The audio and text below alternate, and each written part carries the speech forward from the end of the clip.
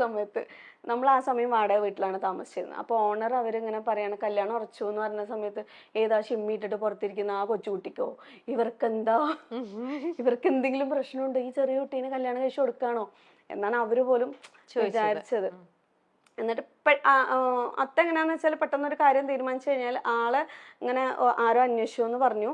നോക്കിയ സമയത്ത് ആള് സ്മോക്കൊന്നും ചെയ്യൂല. ഓക്കെ, എൻ്റെ മോളുടെ ലൈഫ് ഭദ്രമായിരിക്കും, നന്നായി കെയർ ചെയ്യും അങ്ങനെയെന്നൊക്കെയാണ്. കാരണം അത്ത നന്നായിട്ട് സ്മോക്ക് ചെയ്യായിരുന്നു. അപ്പൊ ഞങ്ങൾക്ക് ആർക്കും അതിനോട് താല്പര്യം ഉണ്ടായിരുന്നില്ല. അപ്പൊ അതന്വേഷിച്ചപ്പോ ഓക്കെ, ആള് ഗൾഫിലാണ്, ജോലി കാര്യങ്ങളൊന്നും അന്വേഷിച്ചില്ല.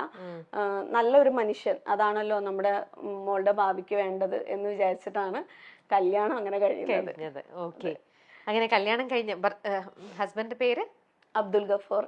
ഓക്കെ, അപ്പോ ഗൾഫിലായിരുന്നു ആള്. അതിന് ശേഷം കല്യാണം കഴിഞ്ഞ 60 ദിവസത്തിന് ശേഷം ശരിക്കും പറയുകയാണെങ്കിൽ നമ്മൾ ആ സമയം എണ്ണി വെക്കും. 1 2 3 ഇത്ര ദിവസമേ ആള് നമ്മുടെ കൂടെ ഉണ്ടാവുള്ളൂ എന്ന് പറഞ്ഞിട്ട് നമ്മളിങ്ങനെ എണ്ണല്ലോ. 63ാമത്തെ ദിവസം ഗൾഫിലേക്ക് തിരിച്ചു പോവാണ്. പിന്നീട് അങ്ങോട്ട് സത്യം പറഞ്ഞു കഴിഞ്ഞാല് ഒരിക്കലും ഒരിക്കലും ഒരു പെൺകുട്ടിയെയും ഇതുപോലെ ആ ഒരു ചെറിയൊരു പ്രായത്തില് അതും ഗൾഫുകാരായിട്ടുള്ള ഒരു വീട്ടിലേക്ക് കെട്ടിച്ച് കൊടുക്കരുത്. കാരണം നമ്മൾ അത്രയും അവിടെ സ്ട്രഗിൾ ചെയ്യും. കാരണം നമുക്ക് ആകെ അറിയുന്നത് നമ്മൾ ഇന്റിമേറ്റ് ആയി നമ്മൾ കുറച്ച് ക്ലോസ് ആയിരിക്കുന്ന ഈ ഒരു ഹസ്ബൻഡിനോടായിരിക്കും. വിവാഹം കഴിഞ്ഞ് 17 വയസ്സെന്ന് ഒരു മെച്യൂരിറ്റി എന്ന് പറഞ്ഞാൽ എന്താണെന്ന് പോലും അറിയാത്തൊരു പ്രായത്തില് നമ്മള് വേറൊരു വീട്ടില്, അതായത് എനിക്ക് കംഫർട്ടബിൾ ആയിട്ടുള്ളത് എൻ്റെ അത്ത, എൻ്റെ അമ്മ, എൻ്റെ ആങ്ങളമാര്, ഇതേ നമ്മൾ കണ്ടിട്ടുള്ളൂ. തികച്ചും ആരാണ് എന്താണ് ഒന്നും അറിയാത്തൊരു വീട്ടിലേക്ക് നമ്മൾ കയറി പോവാണ്. ഒരുപാട് ഈ പ്രതീക്ഷകൾ എല്ലാവരും പറയുന്ന പോലെ നമ്മളിങ്ങനെ ചിന്തിക്കും, ഒരു പെണ്ണിന്റെ വിവാഹം എന്നൊക്കെ പറഞ്ഞു കഴിഞ്ഞാല് നന്നായി ഒരുങ്ങുക, നല്ല ആഭരണങ്ങളൊക്കെ കിട്ടും, പുതിയ ഡ്രസ്സ് കിട്ടും, ഇനിയിപ്പോ വിവാഹം കഴിഞ്ഞാല് കുറെ ടൂറൊക്കെ പോവാം, ഇതൊക്കെ നമ്മൾ അറിയുന്നുള്ളൂ, കാണുന്നുള്ളൂ. പക്ഷെ യഥാർത്ഥ ജീവിതം എന്ന് പറഞ്ഞു കഴിഞ്ഞാൽ അതല്ല. അതിനകത്ത് വേറൊരു സംഭവമാണ്, വേറൊരു ലോകമാണ്. പിന്നെ അങ്ങോട്ട് ഭാരങ്ങളും പ്രാരാബ്ദങ്ങളും നമ്മളിലേക്ക് ഇങ്ങോട്ട് വരികയാണ്. അതുവരെയും ഒരു കൊച്ചു കുട്ടിയായിട്ടിരുന്നാൽ നമ്മള് ആ വീട്ടിൽ അവരെ സംബന്ധിച്ചിടത്തോളം അവർക്ക് മരുമോളാണ്. പിന്നെ നമ്മുടെ ഹസ്ബൻഡിന്റെ ഏജ് എന്താണോ ആ ഏജാണ് നമ്മളെ അവര് കാണുന്നത്. പക്ഷെ നമുക്കതറിയില്ലല്ലോ. ചിലരൊക്കെ വന്നിട്ട് നമ്മളെക്കാളും വലിയ ആൾക്കാരൊക്കെ വന്നിട്ട് അമ്മായി, ആന്റി എന്നൊക്കെ വിളിക്കുമ്പോൾ ഞാൻ ആദ്യമായിട്ട് അങ്ങനത്തെ വിളികൾ കേൾക്കല്ലേ. പക്ഷെ അതൊന്നും നമുക്കൊരു പ്രോബ്ലം ആയിരുന്നില്ല. ഈ ഹസ്ബൻഡ് വിട്ടു പോകുമ്പോ ആ വീട്ടില് നമ്മള് അവസ്ഥപ്പെടുന്ന ഒരു ഒറ്റപ്പെടലുണ്ട് ഈ ഭൂമിയില്. അത് ഈ വഴിയിലൂടെ കടന്നുപോയ പെൺകുട്ടികൾക്ക് മാത്രമേ മനസ്സിലാവുള്ളൂ. അല്ലാത്തവർക്ക് ജസ്റ്റ് സ്റ്റോറി, എന്താ ഇപ്പൊ ഇവള് എന്തൊക്കെയാ പറയണെന്നുള്ളത് തോന്നാം. പക്ഷെ ഞാൻ പിന്നെ അങ്ങോട്ട് അല്ലാതെ ഒരു മാനസികമായിട്ടും ഒറ്റപ്പെടല് അതായത് എന്റെ വീട്ടിലിരിക്കുന്ന ഒരു ഇതല്ലല്ലോ. ഓക്കെ, അപ്പൊ അതിനുശേഷം അദ്ദേഹം അങ്ങനെ 63 ദിവസം കഴിഞ്ഞപ്പോൾ അദ്ദേഹം ഗൾഫിലേക്ക് പോയി, ജോലിക്കായിട്ട് ഗൾഫിലേക്ക് പോയി. പിന്നീട് അങ്ങോട്ട് എപ്പോഴാ തിരിച്ചു വരുന്നത് എന്ന് പറഞ്ഞിട്ട് കാത്തുനിന്ന്, അതായത് നമ്മുടെ വീട്ടിലേക്ക് എന്നാ ഒന്ന് പോവാ വെയിറ്റ് ചെയ്തിരിക്കും. ഇവിടെ 15 ദിവസം, അവിടെ 10 ദിവസം, അല്ലെങ്കിൽ ഇവിടെ 20 ദിവസം, അവിടെ ഹസ്ബൻഡിന്റെ വീട്ടിൽ 20 ദിവസം നിൽക്കുക, 10 ദിവസം അമ്മയുടെ വീട്ടിൽ.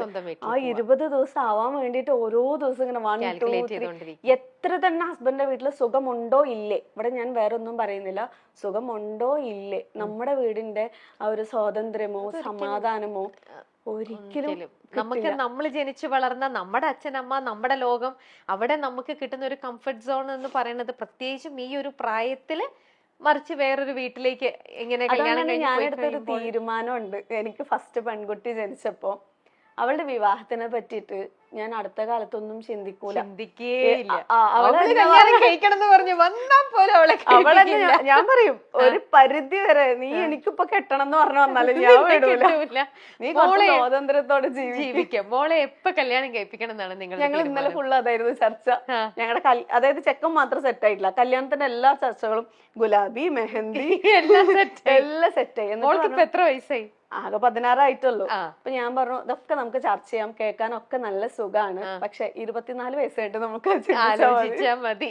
അത്രയും മതി. അത്രയും കാലം നീ സ്വാതന്ത്ര്യത്തോടെ, ആരെയും പേടിക്കാതെ, ആരെങ്കിലും എന്നെ എന്തെങ്കിലും പറയോ അല്ലെ എന്നെ എന്തെങ്കിലും ചെയ്യോ, ഞാൻ ചെയ്യുന്നത് ശരിയാണോ, ഞാൻ ചെയ്തത് തെറ്റാണോ, അല്ലെങ്കിൽ എനിക്കൊരു ഗുഡ് സർട്ടിഫിക്കറ്റ്, മരുമോള് നല്ല മരുമോളാണ് എന്നുള്ള പേര് കിട്ടാൻ വേണ്ടിയിട്ട് സ്വന്തം എന്താ പറയാ സ്വാതന്ത്ര്യം കളഞ്ഞിട്ട് ജീവിക്കാത്ത ഒരു അവസ്ഥ എനിക്ക് നിനക്ക് തരണം എന്ന് യാതൊരു നിർബന്ധവും ഇല്ല.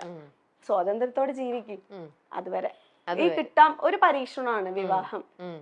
ഭർത്താവ് എന്ന് പറഞ്ഞാലും ഒരു പരീക്ഷണം. എല്ലാം നമ്മുടെ തലവരെയാണ് അല്ലേ? ശരിക്കും നമുക്ക് യോജിച്ച ഒരാളെ കിട്ടുമോ ഇല്ലയോ, അത് ലവ് മാരേജ് എത്രയോ എണ്ണം നമ്മൾ ഫെയിലിയർ ആയിട്ട് കാണുന്നു, അറേഞ്ച്ഡ് മാരേജും അതുപോലെ തന്നെ. എന്നാൽ ഇതിലൊക്കെ തന്നെ നല്ലതുമുണ്ട്.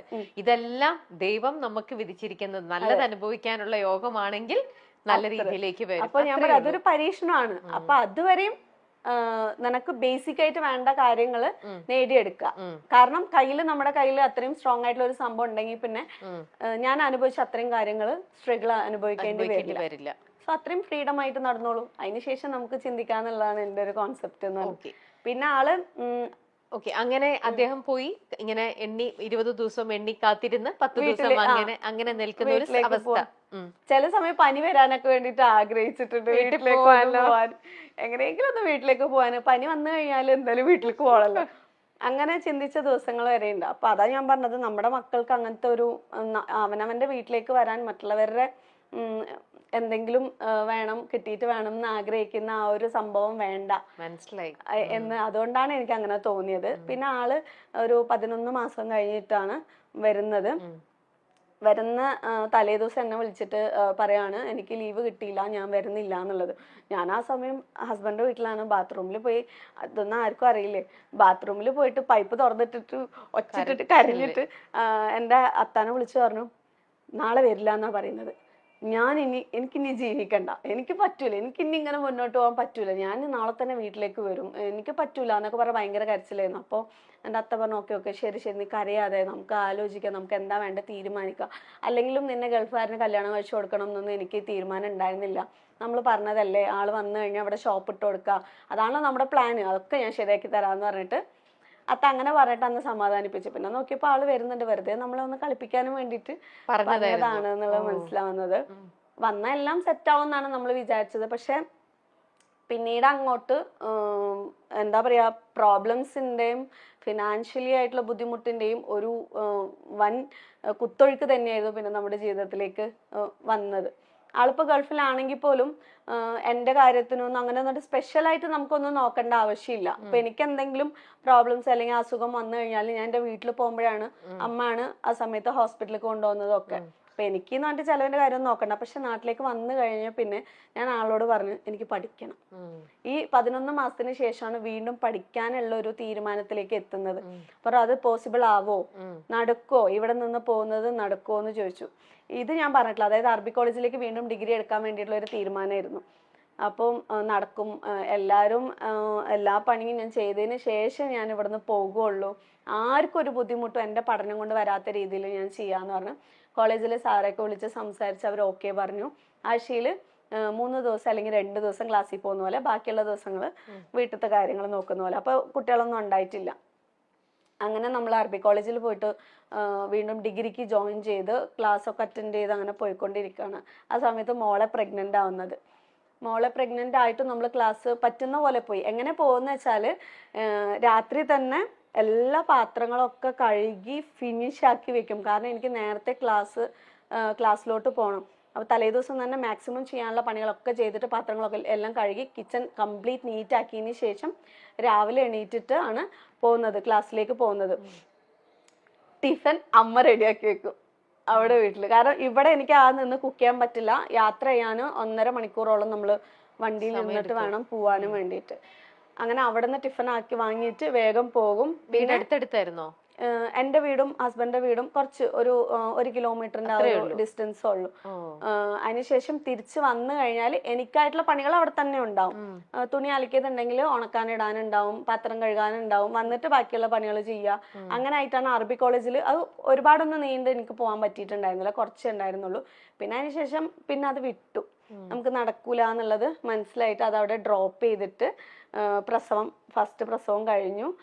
മോളെ പ്രഗ്നന്റ് ആയിരിക്കുന്ന സമയത്ത് അതുപോലെ ഒത്തിരി പ്രയാസങ്ങൾ അനുഭവിച്ചിട്ടുണ്ടായിരുന്നു. എന്താ പറയാ, വെയിറ്റ് എടുത്തിട്ടും അവിടെ എന്ന് പറയുമ്പോൾ പണ്ടത്തെ ആ ഒരു സ്റ്റൈലാവുമ്പോൾ തന്നെ ഈ ടാങ്കൊക്കെ ഭയങ്കര, ടാങ്കിൽ വെള്ളം നിറച്ച് വെച്ചിട്ട് അന്ന് എടുത്തിട്ട് വന്നിട്ടാണ് നമുക്ക് ഈ പാത്രങ്ങളൊക്കെ കഴുകാനും വേണ്ടിയിട്ട്. അപ്പോൾ ഞാൻ ഇതില് പോയിട്ട് ടാങ്കിന്റെ ഈ ഒരു മതിൽ എന്ന് പറയുമ്പോൾ ഇത്ര ഹൈറ്റ് ഉണ്ടാവും, ഇതിന്റെ അടുത്ത് പോയിട്ട് ഇതിനകത്തേക്ക് താഴ്ന്ന വെള്ളമായിരിക്കും, നമ്മളിത് ഹെൽപ്പ് ചെയ്യാനൊന്നും ആരും ഉണ്ടാവില്ല. അപ്പൊ ഇതിങ്ങനെ കോരി എടുത്തിട്ട് വരുമ്പോഴേക്ക് വയറൊക്കെ ഇങ്ങനെ മുട്ടിയിട്ടിരിക്കും. അപ്പൊ അടുത്ത വീട്ടില് ഇരിക്കുന്നവര് പറയും അവിടെ ഒരു കുഞ്ഞു കുട്ടീൻ്റെ, അത് എനിക്ക് ഇപ്പോഴും ഓർമ്മയുണ്ട്, ഇത് നോക്ക് ഇതുപോലെ ഒരു ജീവൻ തന്നെയാണ് നിന്റെ വയറ്റിലിരിക്കുന്നത്, നീ ഇങ്ങനെ കുനിഞ്ഞിത് എടുക്കുന്ന സമയത്ത് ആ കുട്ടിക്ക് എന്തെങ്കിലും സംഭവിക്കില്ലേ.